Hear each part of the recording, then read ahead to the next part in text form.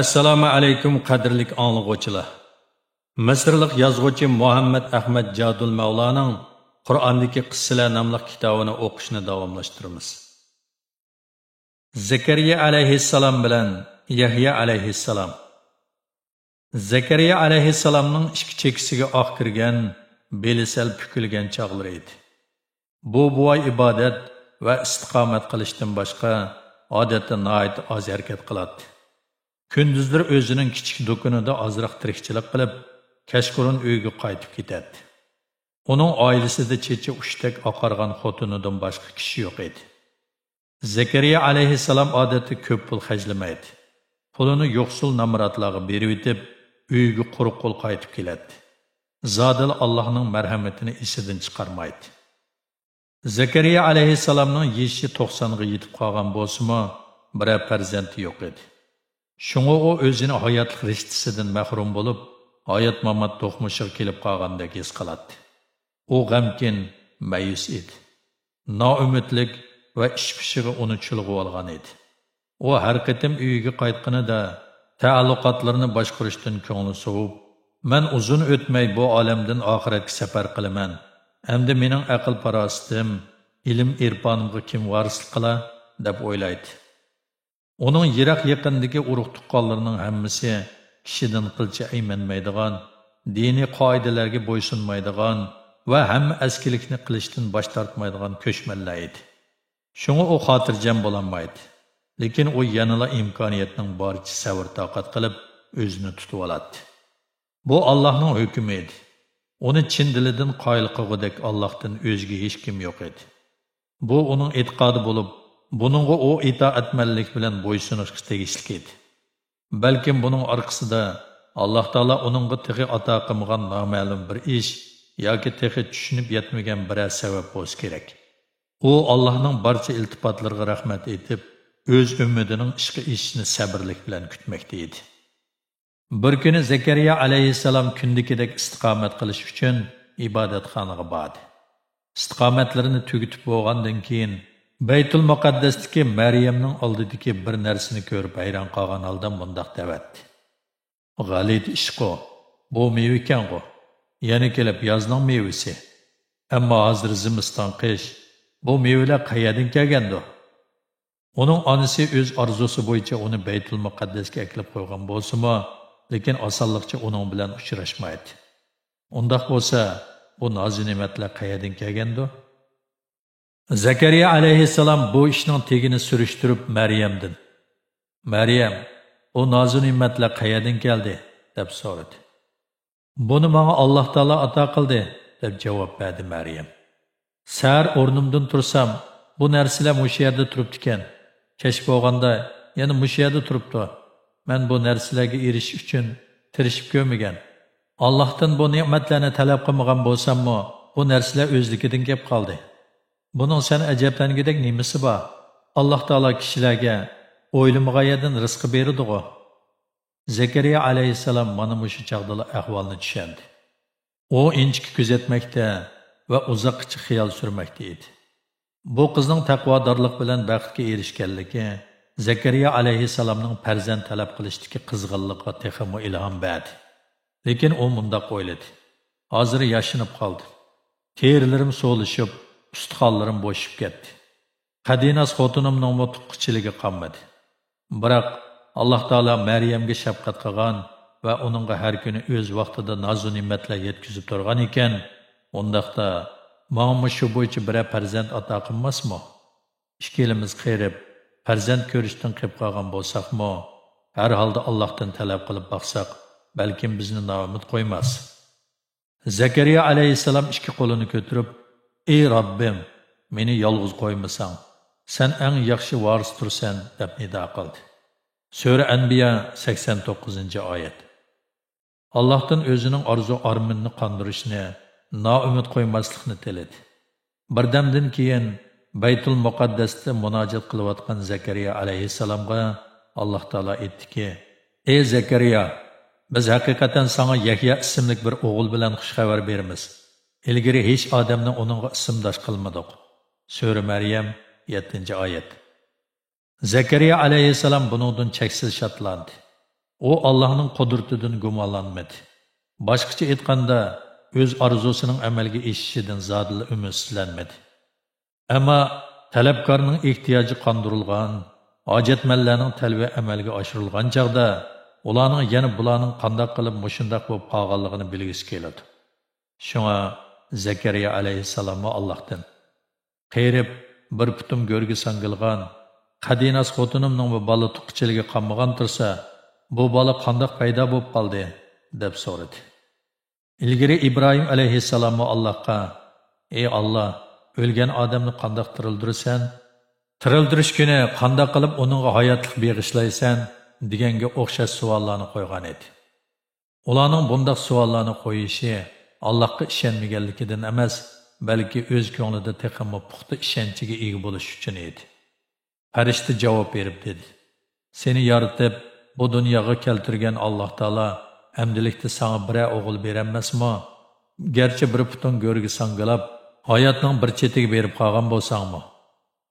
Zakariya alayhissalom Allohdan haqiqatan mushundaq bir ishning borligini bildirish uchun bir alomat ko'rsatib berishni talab qildi. Alloh taolo javob berib: "Bu alomat shuki, 3 kun ichida sening tiling gap qilinmas bo'lib qoladi. Sen maqsadingni qo'l ishorating bilan uqtira oladigan bo'lasan" dedi. Alloh taolo uningga aqlliq, zerak bir o'g'il Yahya alayhissalomni ato qildi. Alloh taolo Yahya alayhissalomga aql farosat bag'ishladi va uni cho'ng qilib yetildirdi. Yahya alayhissalom kun bo'yi namoz o'qib, istiqomat qilaverib, tenini qordan chiqarib qo'ydi. Sarg'ayib yodab ketdi. Badandagi tomirlar ko'rinib qoldi. U nihoyat bilimli edi. Tavratni pishiq biladi. Tavratning asl nusxasi va uning o'xshash bo'lmagan har xil nusxalari uningga 5 qo'ldek ayon edi. Kishilar uni nazarida uni haqqoniyat yo'lda fidokorlik ko'rsatadigan kishi, zo'ravonlikdan qo'rqmaydigan botir, adolatni yoqlab, mudhish kuchlarni to'sishga jur'at qiluvchi azimat deb hisoblaydi. Bir kuni Yahya alayhissalom Falastin podshohi Herdosning o'zining jiyan qizi Herdoyaga ko'yib qolganligini anglab qoldi. Podshoh bu qizni husn jamolda hammani besib tushidi deb o'ylag'achqa, uni o'z nikohiga olmoqchi bo'lgan edi. Bu ishga qizning onasi va tuqqanlari qo'shildi. Lekin Yahya alayhissalom buni diyonatga xilof to'y deb jakarlab, bu to'yni men e'tirof qilmayman, balki oshkora ayblayman dedi. Yahya alayhissalomning bu gaplari nihoyat tez tarqalib, o'rdidan qiz hujurlargacha, ko'ngil ichi so'rinlardan istiqomat joylarigacha yetib bordi. Bu gapni Herodiyami biladi. U Yahya alayhissalomga tishtirnig'icha nafratlansimi, biroq uning jamoat ichidagi obro'yini bilgachga amal qilolmay nihoyat bearam bo'ldi. Qiz tag'isi Herdosning bu to'yni amaldan qoldirib, she'rin orzu istaklarini yo'q chiqarib etishdan ansirdi-da, o'zining husn jamoli orqali maqsadga yetish uchun o'zini texmo pardozlab va toza yasinib, tag'isini yo'qlab keldi. Tag'isi uningga mahliya bo'lib, o'zini tutolmay qoldi-da, uningga: "Nima talablaring bo'lsa degan, men sening orzuying bo'yicha ish qilaman" dedi. Herodiya: "Shohim ijozat qilsalar, menga Zakariyaning o'g'li Yahyaning kallasi kerak. U hamma yerda janobi oliylar bilan mening ustimdan ig'vo tarqitib, o'zlari bilan mening nom shuhratimga ziyo yetkazayotdi. Agar shoh hazratlari talabimni ma'qul ko'rsalar, ko'nglim tingan bo'ladi" dedi. Herdos insof diyonatni nazarda tutmay, bir Hazazul xotinning she'rin tatliq so'zlariga tiz bukdi. Oradan ko'p o'tmayla Yahya alayhissalomning kallasi ep kelindi. Murodiga yetgan Herodiyaning xushalligidan gulqaqalari ichilib ketdi. Lekin shuningdan tatib u va Isroilning avlodlari Allohning qog'ishiga uchirdi. Hazrati Maryamning onasi aslida tug'mas bo'lg'achqa bolasi yo'q edi. U bola yuzi ko'rishni bakmo arzu qiladi. Quchar qushlarning o'z bolalariga don berayotganligini yoki bir ayolning o'z bolasini ko'tarib turganligini ko'rsa, uning bola yuzi ko'rish arzusi va taqozosi texmi kuchayib ketadi. Boshqa tug'mas ayollarga o'xshash azoblanadi.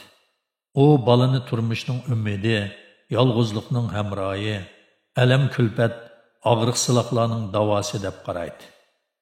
U o'z orzusiga yetish uchun har qanday badal berishdanmi ayonmaydi. O doim bir bola o'ziga qarab kelayotgandek, o'zining barliq mehr muhabbatini va qizg'inligini shu bolaga beg'ishlayotgandek, bola jismoniy va aqliy jihatlarda sog'lom yetilib tangdossiz bir palvonga aylangandek tasavvur qiladi. Oradan bir necha yil o'tdi. Shungacha u shu orzu armonni amalga oshirishdan umid uzmadi. U bu olamdagi xilma-xil alam kulpat va baxtsizliklarga bardoshlik berdi.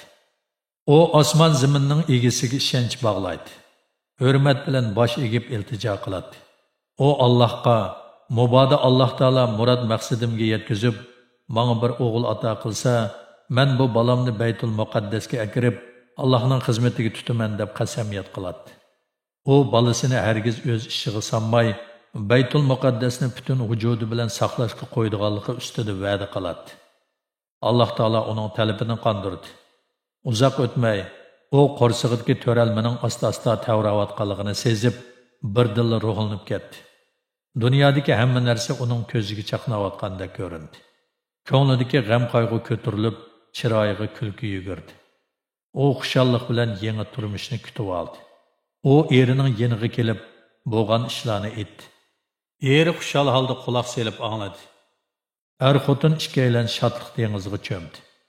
Xushallik o'tgangi azob kulfatlarni unutildirdi.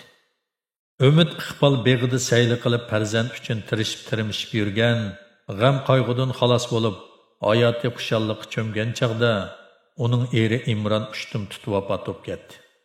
U erini aslab to'xtamay yig'laydi. U erining hayotligida qo'zisini o'z ko'zi bilan ko'rishga naqadar intizor edi. Lekin bu Allohning o'rinlashtirishi edi. Buningga qarshilik ko'rsatib bo'lmaydi. U yolg'izlikda bearam bo'lib, kun bo'yi g'amkin yuradi. U borgan sira azoblanib, asta-asta umidsizlanishga boshladi. Shundaqdimi uning Allohga bo'lgan iltijosi, umid o'tlari qalbidan butunlay o'chib ketmagan edi. Chunki bu arzu umidlar ilgari ular er-xotin ikkalanning bearamligi va noumidligini azaytgan, ularni baxtsizlikning va g'erib miskinlikning zarbisidan qutuldirgan edi. Umu boshqa ayollarning tug'ut tortadigan azobiga o'xshash azob tortib bir bola tug'di. Lekin u tug'ilgan bolaning qiz ekanligini bilganida yana umidsizlik cho'mdi. U aslida Allohning qilgan shafqatiga minnatdorlik bildirish uchun bir o'g'il bola tug'ib, uni Baytul Muqaddasga akirib, Allohning xizmatiga tutib berishni orzu qilib kelgan edi. Lekin bu ish qiz bolaga loyiq kelmaydi. Hasrat, nadomat va umidsizlik uning qalbini chirmab oldi. U bolasining ismini Maryam qo'ydi. U Allohdan bolani o'z panohida saqlab, ismi jismiga loyiq Maryamga aylantirishni, uni la'nat shaytonning ozdirishdan saqlab qolishni umid qildi. G'am qayg'u uning yuragini mojiydi. U bir baxtsiz ayol edi. Alam kulpat orqa-orqadan kelib turadi. Hamda uning bu kulpatlarga chidag'uvchiligi qolmadi. Ilgari uning bolasi bo'lmag'ach, hayot guli to'zg'an edi. Lekin u g'am qayg'ulari tugashga boshlab, arzu istaklari Alloh taolo tarafidan qondirilib, homildor bo'lgan chaqda eri o'lib ketdi. U Allohning xizmatiga tutib berish uchun Allohdan bir o'g'il tilagan edi. Lekin qiz tug'di. Alloh taolo uningga yestashlik qilib, uning talabiga ma'qul bo'ldi. Uning qilgan hurmatini qabul qildi va uningga Maryamni Baytul Muqaddasga olib berishga qo'shilganligi to'g'risida bishorat berdi. Bu chaqda uning xushalligi qin-qiniga patmay ketdi. U buning Allohning o'ziga qilgan aloyida xayr-xoliqi va g'amxo'rligi ekanligini bildi. U bolasini Baytul Muqaddasga olib shayxlarga topshirib berdi va ularga: "Sizlar bu qizni topshirib elinglar. Men uni Baytul Muqaddasga topshirib berishni lavz qilgan edim", dedi-da, gapini tugitibla kayniga burilib chiqib ketdi. Biz amdila eridan ayrilgan, bugun yana o'zining yurak bag'rini Baytul Muqaddasga taqdim qilgan bu ona ustida to'xtalmaymiz. Biz uning butun vujudi bilan Allohning o'rinlashtirishi va irodasiga itoat qilayotganligini tasavvur qila olamiz. Uning qizi Baytul Muqaddasga qabul qiling'achqa, u boshqa ayollar bahramon bo'lolmagan shon-shuhratga erishdi. Buning bilan uning ko'ngli qanoat topdi. Biz yana shuni tasavvur qila olamizki, u hamisha qalbining eng cho'nqir qatlamlarida o'z qiziga yestashlik qiladi va suyunadi. Shunga hamisha Baytul Muqaddasga berib, qizining ahvolini yiroqdan o'qishib, ko'ngli tingandan keyin uyiga qaytadi. U o'zining sovg'atini Allohning qabul qilganligiga va Allohning o'ziga qilgan iltifotiga tashakkur etadi. Endi biz ashu qizga nazar tashlab boqayli. Bu qiz Baytul Muqaddasdagilar uchun aziz mehmon edi. Baytul Muqaddasdagilar bu qizni qarshi oldi. Uni beqib olishni talashdi. Uning himoyachisi bo'lib, uni beqib tarbiyalash mas'uliyatini ustiga olishni o'ylaydi. Chunki u Imronning qizi edi. Shu chaqda bu qizni eng yaxshi ko'rdigini hamda uni beqib tarbiyalashni xohlaydigini Zakariya alayhissalom edi. Zakariya alayhissalom ularga: "Men uning hamma ochisining eri bo'laman. Uni mening beqib tarbiyalashimga beringlar. Mening uning bilan bo'lgan munosabatim sizlarga qaraganda texmi yaqin" dedi. Kishilar talash tortish qilib bir yerga kelanmadi. Har kim o'z gapini qilishadi. Har kim o'zini men boshqalarga qaraganda uni beqib tarbiyalashga texmi tegishliman deydi. Chunki ular bu orqali o'z Rabbiga yaxshi bo'lishni izlaydi. Natijada ular bir-biriga o'tinmay davomli talash tortish qilaveradi. Zakariya alayhissalom o'zining asoslarini boshqalarnikidan kuchlik, u qizni men tarbiyalashim kerak deb hisoblaydi. Vaholanki ular kelishim hosil qilolmadi. Ular: "Biz Zakariyaning fikriga qo'shilmaymiz. U ko'pchilikni qoyil qilolmadi" deyishdi. Oxirda ko'pchilik masalani chek tashlash orqali hal qilmoqchi bo'lishdi. Buningga Zakariya alayhissalomga qo'shildi.